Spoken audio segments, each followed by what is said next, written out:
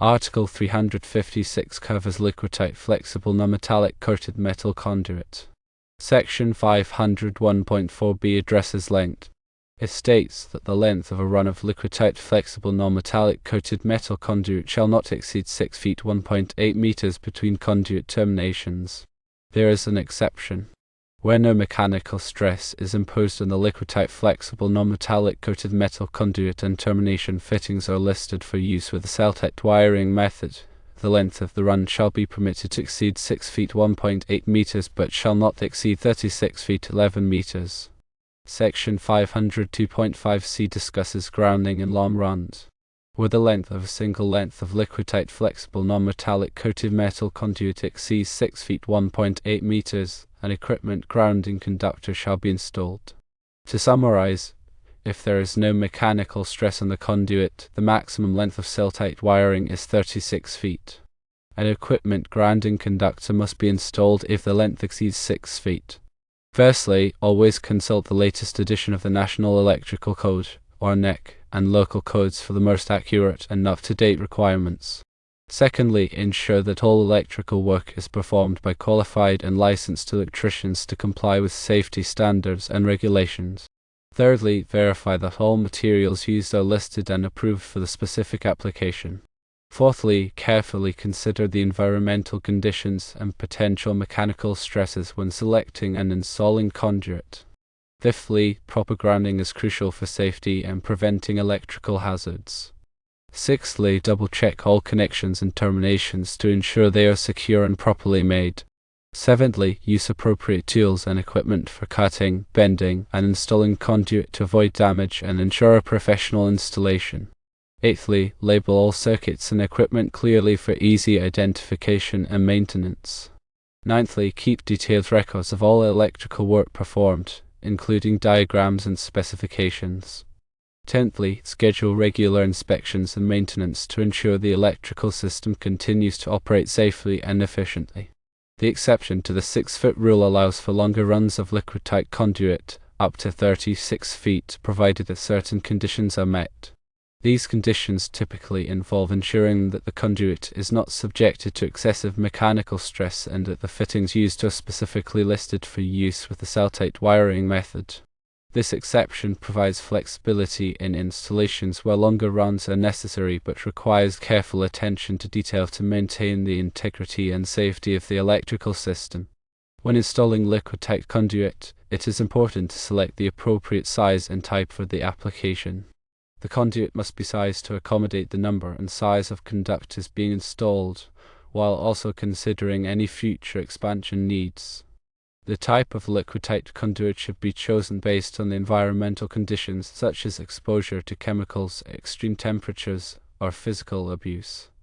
In addition to grounding requirements, other considerations for Liquidtight conduit installations include proper support and securing of the conduit, ensuring that bends and curves are within acceptable limits, and using appropriate sealing methods to prevent moisture from entering the conduit. The National Electrical Code provides detailed guidelines for these aspects of conduit installation, and it is essential to follow these guidelines to ensure a safe and reliable electrical system. The purpose of the equipment grounding conductor is to provide a low impedance path for fault current to return to the source, allowing overcurrent protection devices to quickly trip and clear the fault. Without a proper equipment grounding conductor, fault currents can flow through unintended paths such as metal enclosures or building structures, creating a shock hazard and increasing the risk of fire. The size of the equipment grounding conductor must be determined based on the size of the overcurrent protection device protecting the circuit. The NEC provides tables and guidelines for selecting the appropriate size of the equipment grounding conductor for various circuit sizes. In addition to the equipment grounding conductor, it is also important to ensure that all metal enclosures and equipment are properly bonded together to create a continuous electrical path to ground. Bonding helps to minimize voltage differences between metal parts, reducing the risk of electric shock. The NEC provides specific requirements for bonding methods and materials, which must be followed to ensure a safe and reliable electrical system. When working with electrical systems, it is important to always de-energize the circuit before performing any work. This can be accomplished by turning off the circuit breaker or removing the fuse that supplies power to the circuit. Before working on any electrical equipment, it is also important to verify that the circuit is energized using a voltage tester. This will help to ensure that the circuit is safe to work on and that there is no risk of electric shock. In addition to de-energizing the circuit, it is also important to use appropriate personal protective equipment, or PPE, such as insulated gloves, safety glasses, and arc-rated clothing. PPE can help to protect against electric shock, arc flash, and other electrical hazards. It is also important to follow safe work practices, such as maintaining a safe distance from energized equipment, avoiding contact with water or other conductive materials, and using tools and equipment that are in good condition. Safe work practices can help to prevent accidents and injuries when working with electrical systems. The information provided is intended for general guidance only and should not be considered a substitute for professional electrical advice. Always consult with a qualified and licensed electrician before performing any electrical work. Furthermore, the requirements and regulations governing electrical installations can vary depending on local codes and jurisdictions. It is essential to verify compliance with all applicable codes and regulations before starting any electrical project. Understanding the nuances of Liquidtight conduit installations, including length limitations and grounding requirements, is crucial for ensuring the safety and reliability of electrical systems. By adhering to the NEC guidelines and following safe work practices, electricians can minimize the risk of electrical hazards and create a safe working environment. Continuous education and training are essential for electricians to stay up to date with the latest codes, regulations, and technologies in the electrical industry. This ongoing learning process helps to improve their skills and knowledge, enabling them to provide the best possible service to their clients while maintaining the highest standards of safety. When selecting Liquidtight conduit, consider the specific environmental conditions of the installation. For example, if the conduit will be exposed to corrosive chemicals, choose a type of Liquidtight conduit that is specifically designed to resist corrosion.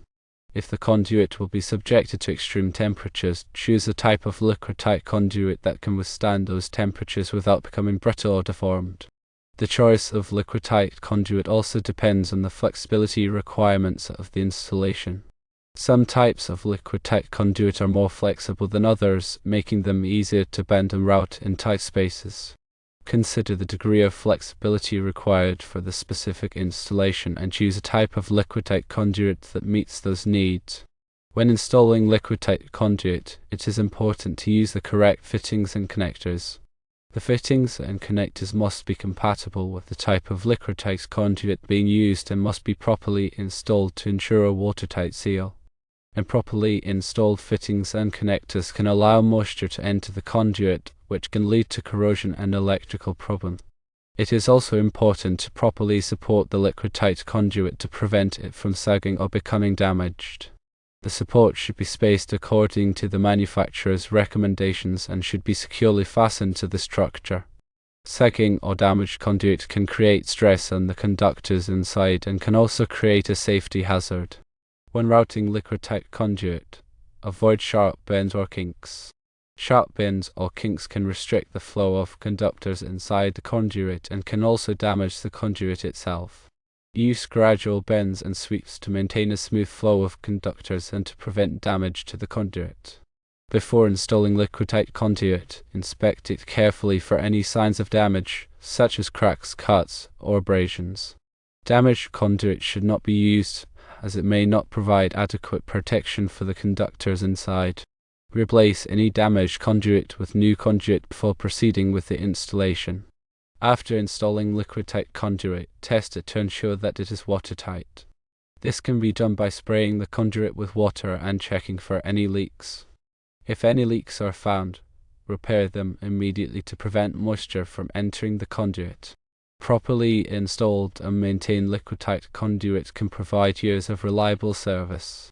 By following these guidelines, you can ensure that your Liquidtight conduit installation is safe, effective, and long-lasting. When working with electrical systems, it is always important to prioritize safety. Follow all applicable codes and regulations, use appropriate personal protective equipment, and take the time to plan your work carefully. By taking these precautions, you can minimize the risk of accidents and injuries and ensure a safe working environment.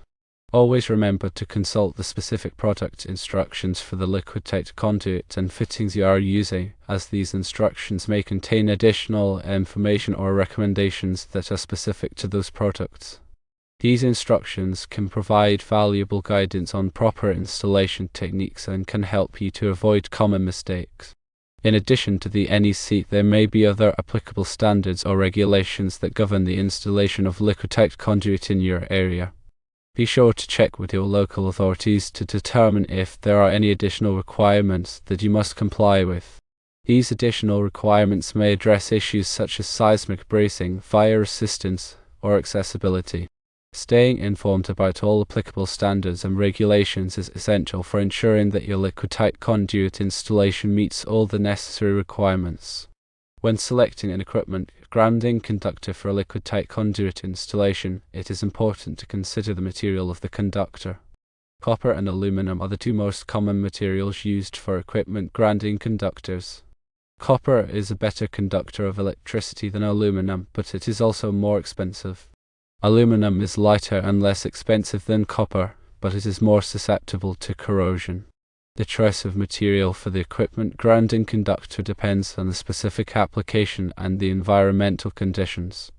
In some cases, it may be necessary to use a combination of copper and aluminum to achieve the desired performance and cost effectiveness.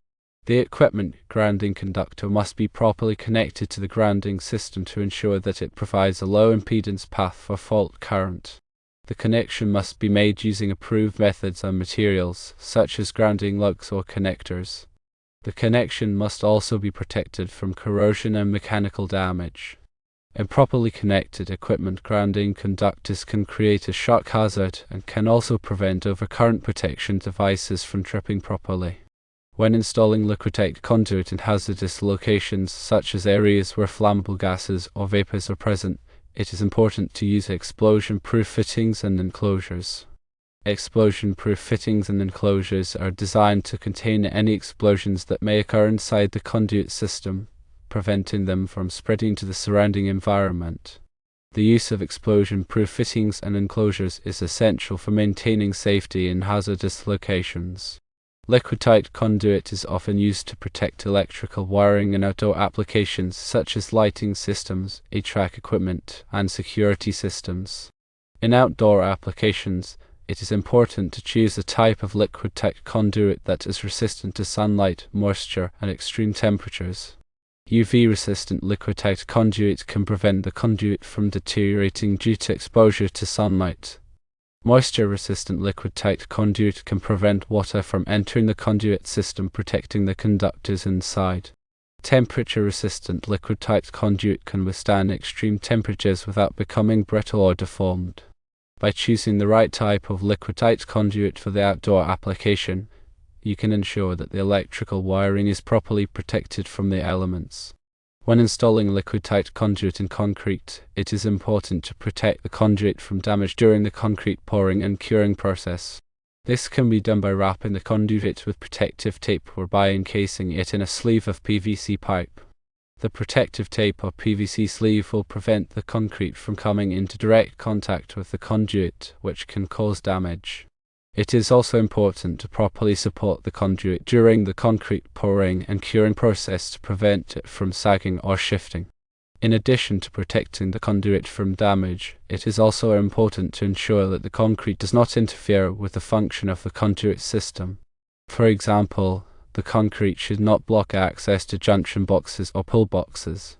The concrete should also not prevent the conduit from being properly grounded. By taking these precautions, you can ensure that the Liquidtight conduit installation in concrete is safe and effective. Regularly inspect Liquidtight conduit installations to identify any signs of damage or deterioration. Look for cracks, cuts, abrasions, or corrosion. Also check the fittings and connectors to ensure that they are properly installed and that they are not leaking.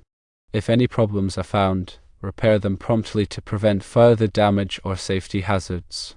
Regular inspections and maintenance can help to extend the life of Liquidtight conduit installations and can ensure that they continue to provide reliable protection for electrical wiring.